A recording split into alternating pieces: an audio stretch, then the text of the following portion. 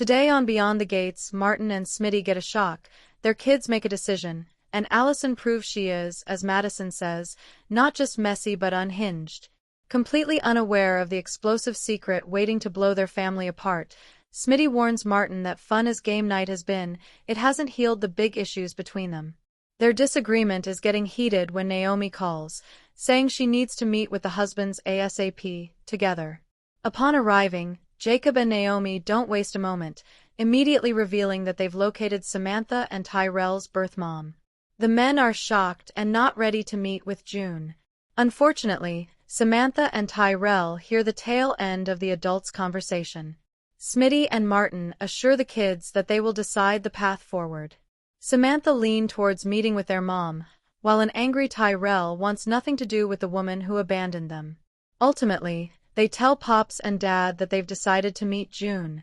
Kat's love life heats up. Kinda.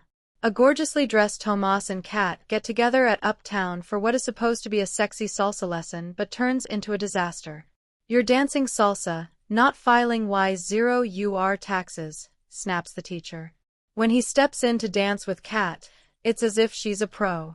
"Guess we know where the problem is, Tomas." #sorry not sorry. The second time's the charm when Tomas and Kat finally find their rhythm. In fact, it goes so well that she suggests he shower at her place. They do exactly that, which leads to a steamy encounter.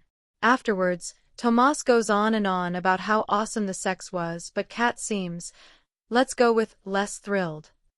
In fact, she seems downright uninterested when he wants to go for round 2. Is Allison dangerous? Meeting at the country club, Madison and Chelsea discuss their relationship and the fact that they seem to be struggling to get on the same page. Just as they're achieving that goal, guess who interrupts? "If you suggested anyone but Allison, guess again." Chelsea's stalker ex has a business pitch, which Chelsea quickly shuts down. When Madison steps away to take a work call, Allison rolls out a sob story about how badly Craig is treating her. Madison's advice? Move out. Seek therapy. Turn to friends. Anything but turning to her. Later, Allison returns to warn Madison that Chelsea will only hurt her. Chelsea threatens to get a restraining order, but that doesn't stop Allison from spying on the couple as they kiss at the country club bar. Eva calls out her mama. Leslie calls about the supposed inheritance, and hangs up when the person on the other end asks for info like her birthday and social security number, telling Eva to stop believing there's a pot of gold at the end of a fake-ass rainbow. Tired of all the Leslie drama, Eva rips into her mom. Their argument gets intense, with Leslie cut to the quick when Eva admits that she loves Nicole and hates what their antics have done to Ted and his family. Martin and Smitty deal with 2 big shocks. Plus, what's up with Kat's post-sex reaction? Here's how I'll handle it so it feels like a juicy, serialized dramatic feature, the way soaps, drama recaps, or fan fiction sagas are written. I'll build intertwining storylines for Martin, Smitty, and Kat. We'll explore the 2 big shocks Martin and Smitty face. I'll give these depth and twists. Kat's storyline will unfold in parallel, with her post-sex reaction being more than just physical. It'll open up secrets, guilt, and future drama. The style will be dramatic, character-driven, emotional, and full of cliffhangers. Because 5,000 words is very long for one message, I'll deliver it in parts, like episodes, so you get the full effect and flow without it cutting off. Part 1, Chapters 1 to 3. Chapter 1. The Calm Before the Storm. Martin Collins never liked Mondays. They always had a way of sneaking in with some sort of trouble. But this Monday was different, almost suspiciously quiet. The early September sun streamed through his kitchen blinds, catching the rim of his half-empty coffee cup. Across the counter sat Smitty, his longtime best friend, chewing on a piece of toast as if it had personally offended him. "You ever get the feeling," Martin muttered, "that life's just waiting to sucker punch you?" Smitty grunted. "Every damn day." Neither of them realized just how prophetic those words would be, because before the day ended, both men would be rocked by revelations that would change everything they thought they knew. Chapter 2. The First Shock. Martin's phone buzzed. He almost didn't check it, but when he did, his world stopped cold. It was a message from the hospital. His estranged father, a man he hadn't spoken to in over a decade, had collapsed and was in critical condition.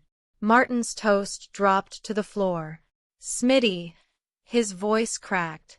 "They're saying my dad might not make it." Smitty leaned back in his chair, stunned. He'd been there through all the fights, the slammed doors, the years of silence. He knew Martin swore he'd never forgive the old man. But death had a cruel way of cutting through vows. "You gotta go, man," Smitty said quietly. "This might be your last shot." Chapter 3: The Second Shock. But before Martin could process the first blow, Smitty's phone rang. He answered, expecting his girlfriend, but the voice on the other end wasn't hers. It was his ex, and she wasn't calling to chat. "Smitty, you need to listen to me. The kid, the one I had 3 years ago. He's yours." The words ripped through him like lightning. He dropped his phone on the counter, face pale. "What?" Martin whispered, reading the terror in his friend's eyes. Smitty's voice was barely audible. I have a son I didn't know about. 2 men. 2 shocks. And the day had only just begun." Part 2, Chapters 4 to 6. Chapter 4: Kat's Secret. While Martin and Smitty reeled from their revelations, across town Kat was lying in bed, staring at the ceiling. Sheets tangled around her legs, her partner fast asleep beside her. She felt something she hadn't expected after their passionate night together: emptiness. Her chest tightened. She slipped out of bed and padded to the bathroom, flicking on the light. In the mirror, her reflection looked almost like a stranger. "Why do I feel wrong?" she whispered. It wasn't regret exactly. It was fear.